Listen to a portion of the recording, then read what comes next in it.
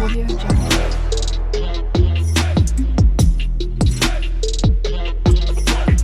Audio Jungle. Hey everyone, and welcome back to The Explainer. If you've been losing sleep over exactly how the Federal University of Technology OWERI, Futo, calculates your admission aggregate score, well, you are in exactly the right place.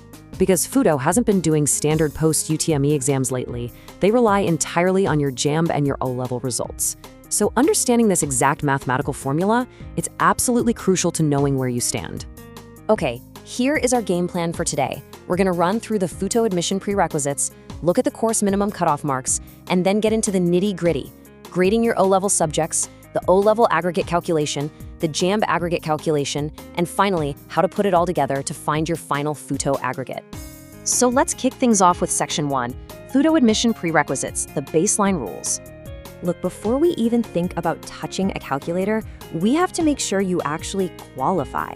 There's literally no point figuring out a perfect score if a technicality kicks you out on day one, right? First and foremost, you absolutely must have Futo as your first choice institution. Now, if you didn't do that initially, don't panic. You can still head to a JAMB office and change it on the JAMCAPS portal.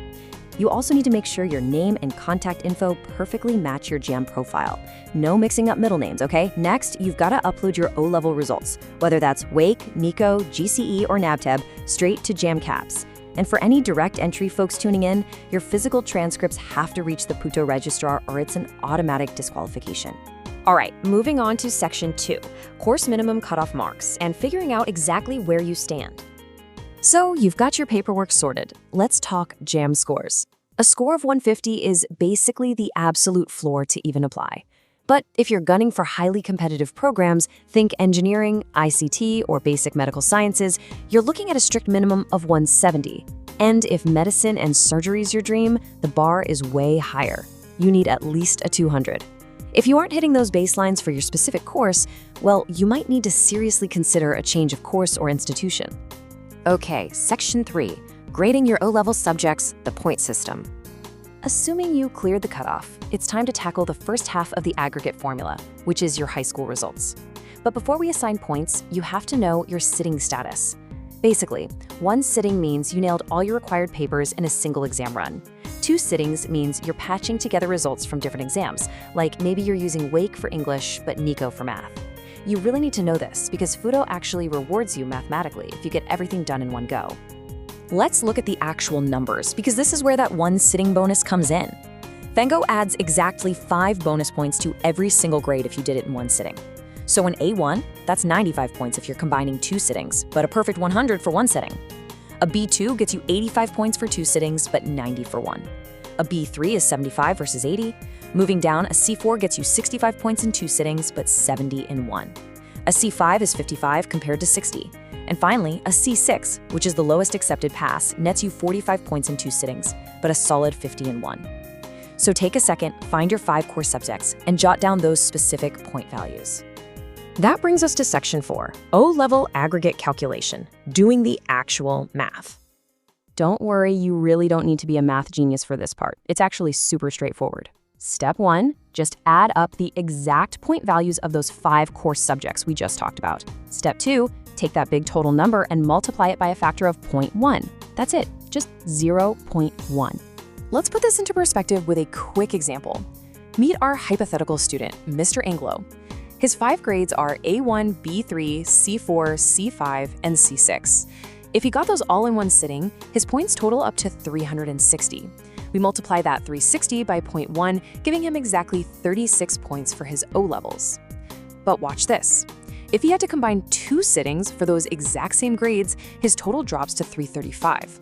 Multiply that by 0.1, and his score is 33.5. It totally proves why that 5-point sitting bonus is a massive game changer. All right, Section 5, the JAMB aggregate calculation, which carries the heavier weight. Now that your O-level score is locked in, we move to the big one, your JAMB score. While we multiplied your high school stuff by 0.1, your JAMB score gets multiplied by 0.15. Because JAMB is out of 400 total points, this 0.15 multiplier basically guarantees that your standardized test performance does the heavy lifting for your admission. Let's bring Mr. Angolo back. Say he just crushed his JAMB exam with a 300. The math is a breeze. We take his 300, multiply it by 0.15, and boom, he gets a very solid 45 points for this half. So whatever your jam score is, literally just punch it into your calculator, multiply by 0.15, and write that number down. Finally, Section 6, your final Futo aggregate, the moment of truth. So, how do we wrap this up? We take those two separate numbers, your O-level calculation and your jam calculation, and we mash them together. That's really the main takeaway from this whole explainer. You just add your O-level aggregate to your jam aggregate. It's the ultimate combination of your high school grind and your exam day performance. Let's finish up the math for Mr. Angelo. Assuming he used that two-sitting O-level result we calculated at 33.5, we just add his jam result of 45. 33.5 plus 45 means his final official aggregate score is 78.5 out of 100. That is the magic number Futo is going to look at to decide his admission.